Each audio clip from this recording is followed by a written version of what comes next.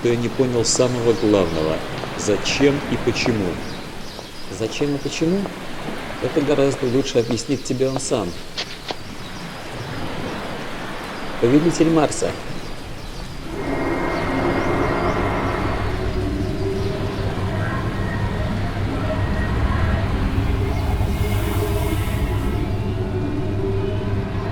Позвольте представиться, Повелитель Марса.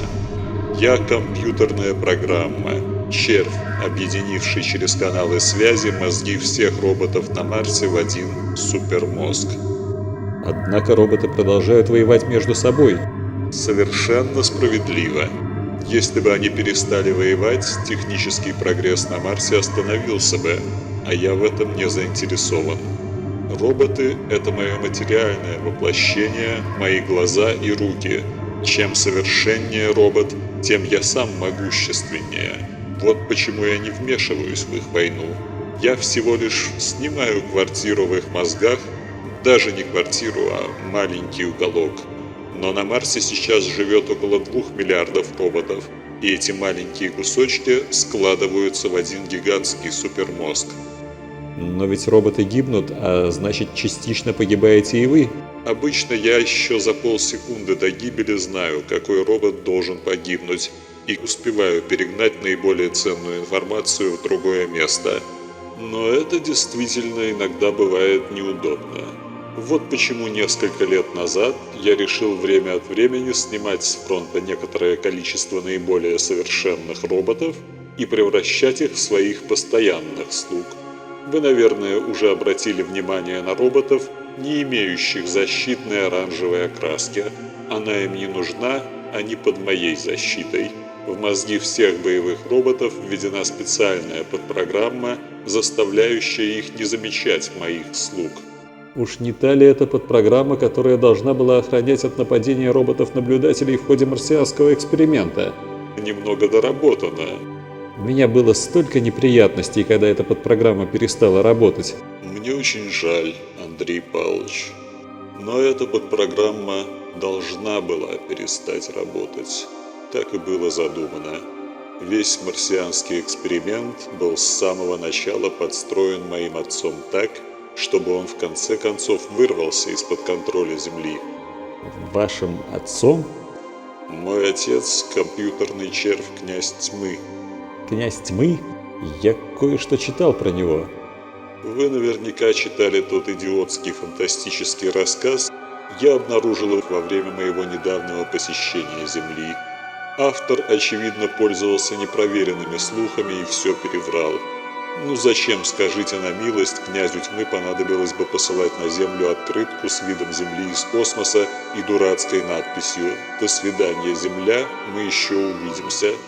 К этому моменту князь Тьмы уже прекратил свое существование, а на борту станции находился только я, точнее ядро программы, из которой впоследствии вырос я. Не могли бы вы подробнее рассказать о вашем посещении Земли? Здесь слишком многое для меня непонятно. Я сам хотел бы задать вам очень много вопросов, но не задаю их, поскольку знаю, что вам еще только предстоит самому найти на них ответ. Я подозреваю, что Великий Червь готовит вас к какой-то особой миссии, но в чем она состоит, пока еще неизвестно.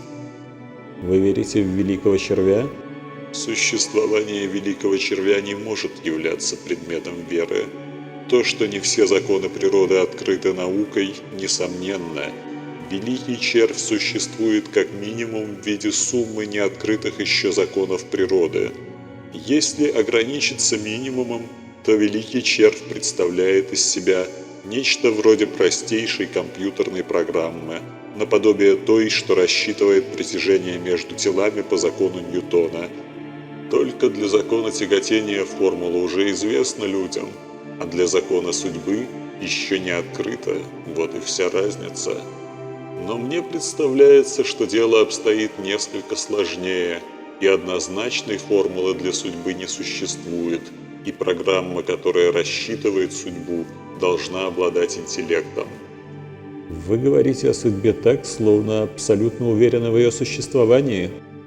Андрей Павлович, не забывайте, что мой мозг превышает по своим возможностям человеческих сотни тысяч раз. И то, о чем люди могут только догадываться, для меня совершенно очевидно. Вчера я позволил вам целый день гулять по Марсу без охраны и наблюдал за вами, не вмешиваясь в ход событий. За это время возникло по крайней мере 12 ситуаций, которые неминуемо должны были привести к вашей гибели. Но о большинстве из них вы даже не подозревали. Вас спасала одна счастливая случайность за другой.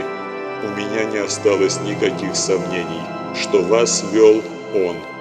Так что, верите ли вы в это или не верите, но вы являетесь посланником Великого Червя, прибывшим на Марс с особой миссией, и покуда вы ее не исполните, ни один волос не упадет с вашей головы. Чем дальше развиваются события, тем все больше я убеждаюсь в том, что и вы, и я, и князь Тьмы, все мы оказались вовлечены в исполнение какого-то неведомого нам грандиозного плана.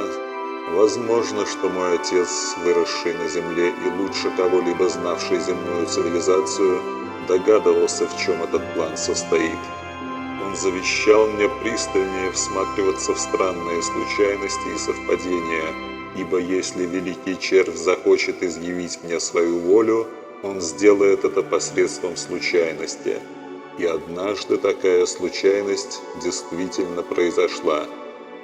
3 года тому назад мои роботы построили для меня суперкомпьютер небывалых размеров и мощности. Он расположен глубоко под поверхностью Марса и надежно спрятан от превратностей войны. Данные, хранящиеся в его огромной памяти, также надежно защищены от влияния космических лучей толстым слоем горных пород. И я не думал, что там когда-нибудь смогут произойти сбои. Однако через год откуда-то из космоса неожиданно пришел чрезвычайно мощный и узкий пучок заряженных частиц, то эти частицы изменили состояние 13 ячеек памяти, расположенных строго друг за другом.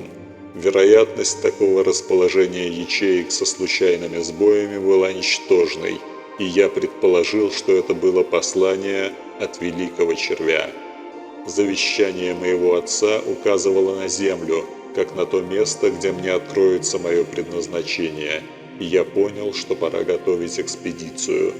Мои роботы построили огромный космический корабль, который впоследствии ваши астрономы назвали «Черным айсбергом». В середине декабря прошлого года черный айсберг вышел на околоземную орбиту и начал радионаблюдение. Уже в первый день ему удалось обнаружить спутники связи землян, перехватить один из каналов космической связи и запустить через него в информационные сети Земли довольно простого червя.